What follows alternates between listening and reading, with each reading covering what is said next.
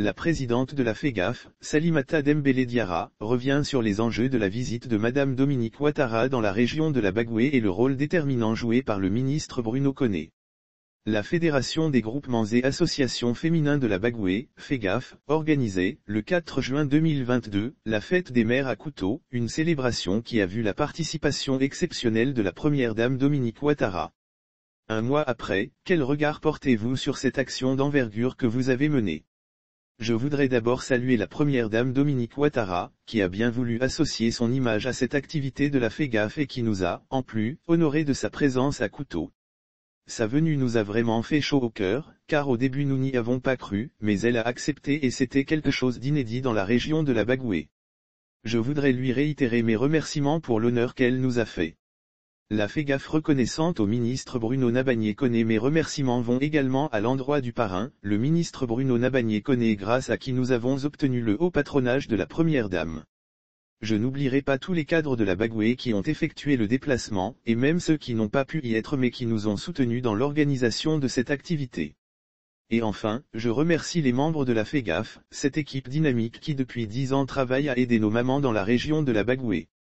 Nous l'avons réalisé et nous en sommes très heureuses. Il faut dire que c'est une activité que nous avions voulu très grandiose, parce que nous sommes partis crescendo, de l'activité de Boundiali, à celle de Tangrela. Il s'agit respectivement de la célébration de la femme rurale et de la journée internationale de la femme, note de la rédaction. L'activité de Couto était la dernière de la série et nous avons voulu marquer le coup pour faire connaître notre organisation, aussi bien sur le plan national qu'international. Et ce pari a été tenu, car nous avons recensé près de 350 associations comptant plus de 30 000 adhérentes et cela n'est pas négligeable. C'est donc en reconnaissance du travail de ces femmes que nous avons voulu une cérémonie à la hauteur de leur engagement. Nous l'avons réalisé et nous en sommes très heureuses. Quelles sont les prochaines étapes pour votre organisation? Il y a beaucoup de choses à venir. Le passage de la première dame à Couto est comme un défi pour nous, une invitation à maintenir le cap, sinon d'aller au-delà. Nous n'avons plus le droit de reculer et de tâtonner, nous sommes dans l'obligation de réussir. Et pour réussir, nous avons une batterie d'actions que la visite de Madame Dominique Ouattara va booster. À titre d'exemple, nous avons des projets avec les femmes cultivatrices de maïs, pour leur apporter un appui. Nous nous sommes rendus compte, avec le développement de l'élevage en Côte d'Ivoire, ces dernières années, que le maïs devenait une denrée de plus en plus rare, en témoigne le prix de ce produit cette année qui a connu une hausse considérable. L'idée pour nous c'est donc de les appuyer en leur apportant des semences, de l'engrais et même en les aidant à labourer leurs champs. Nous leur apportons des semences, de l'engrais et les accompagnons jusqu'à la récolte. Mieux, nous comptons mettre en place 10 champs de 5 hectares chacun dans différentes localités et qui seront gérés par les femmes elles-mêmes. L'objectif, c'est de les aider à produire plus et à commercialiser après la récolte. C'est pareil pour le riz, avec lequel nous avons fait un projet pilote depuis les débuts de nos activités. Nous leur apportons des semences, de l'engrais et les accompagnons jusqu'à la récolte. La particularité avec le riz, c'est que nous leur demandons de mettre une partie de leur récolte à disposition des cantines scolaires pour permettre aux enfants qui y vont de se nourrir. C'est une façon pour nous d'aider à la scolarisation des enfants en général et de la jeune fille en particulier. Créer des unités d'élevage dans tous les départements de la Bagoué par ailleurs, nous avons également le projet d'élevage que nous avons fusionné avec le projet du FAFSI, qui consiste à prendre un prêt avec le fonds d'aide pour créer des unités d'élevage dans tous les départements de la Bagoué.